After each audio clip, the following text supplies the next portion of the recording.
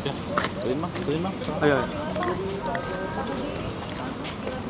Pak, alat kesehatan Pak. Ya, Pak. Mana, Pak? Oke.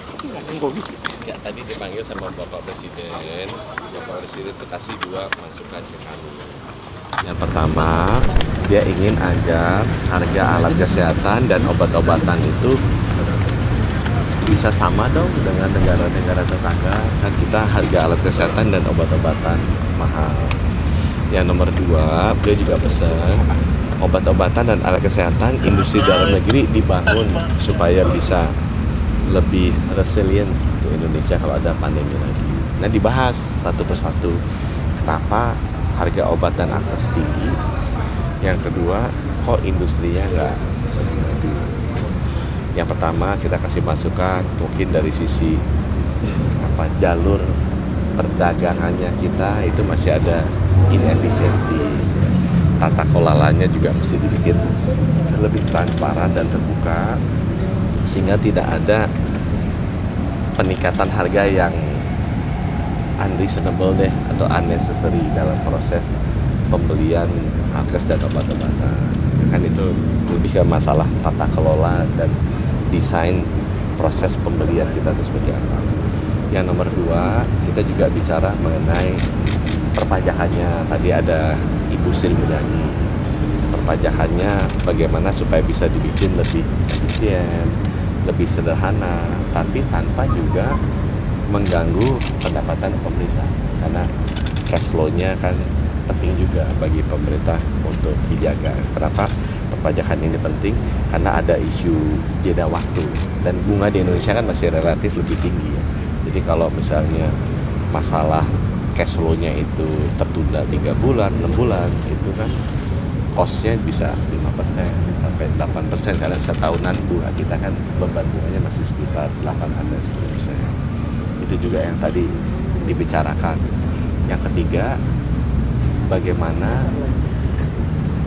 koordinasi antara Menteri Teknis, Menteri Keuangan, Menteri Perindustrian, Menteri Perdagangan dalam mendesain satu ekosistem. Kalau misalnya ada industri yang kita sedang dorong, misalnya nih ya, kita kan beli 10.000 USG nih.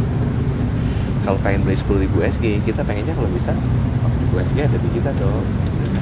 Nah, padahal biaya masuk USG 0% kalau impor.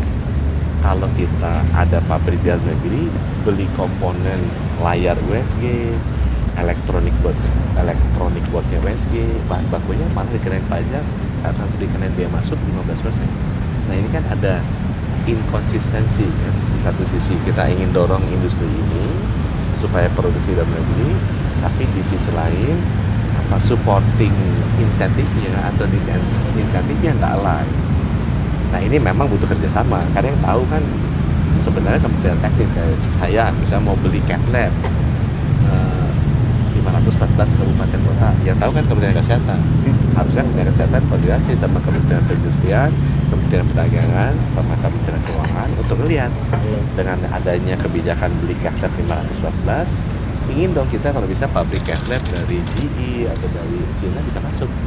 Nah, gimana kita memberikan insentif agar pabrik-pabrik ini bisa masuk, karena ada rencana pembelian pemerintah sebanyak 514 unit yang nanti pasti diikuti oleh rumah sakit swasta. Nah, koordinasi ini yang tadi Bapak Presiden minta ya coba dirapikin. Tadi kan ada Pak Luhut di sana 2 minggu.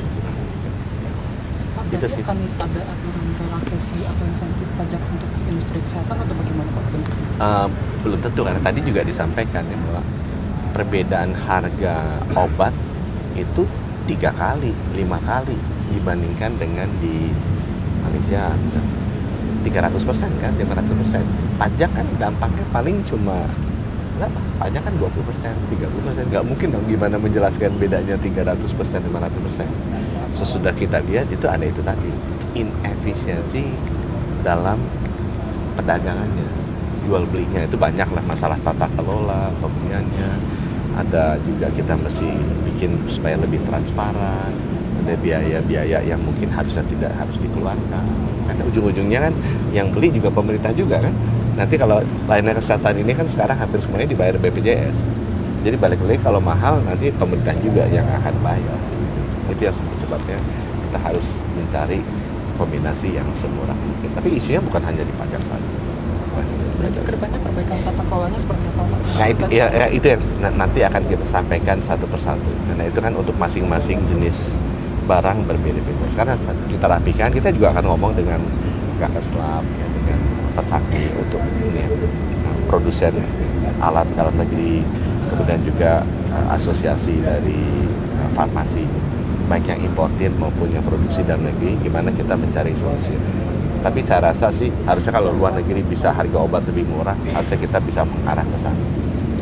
Dan Kalau dari terakhir asosiasi, industri kesehatan, permintaannya mungkin Nah, saya udah bicara sih sama teman-teman di Gakeslab. Mereka bilangnya itu tadi, Pak, kalau mau mendorong, tolong polisinya disesuaikan dengan arah kebijakan. Misalnya kayak itu tadi, kita mau dorong industri dalam negeri.